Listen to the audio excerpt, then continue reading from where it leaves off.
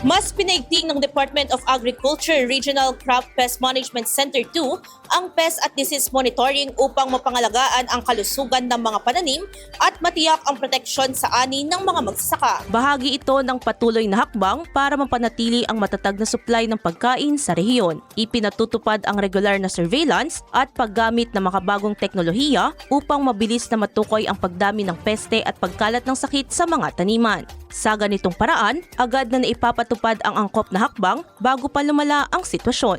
Kabilang sa tinututukan ang mga itinuturing na vulnerable sa paglaganap ng peste at sakit tulad ng ulmog o hopperburn, corn aphids, fall armyworm, leaf folder, rice blast at iba pa na maaaring makaapekto sa palay at mais. Binigyang diin ng ahensya ang kahalagahan ng maagang pagtukoy upang maiwasan ang malawakang pinsala sa agrikultura. Hinihikayat naman ng mga magsasaka at lokal na pamahalaan na makipagtulungan sa pamamagitan ng agarang pag-uulat sa municipal at city agricultural offices o pagpunta sa tanggapan sa San Vicente Hills City of Ilagan upang mas mapalakas ang monitoring system at food security sa rehiyon. Para sa IFM News, ako si Idol Sena Mariakdang, Idol!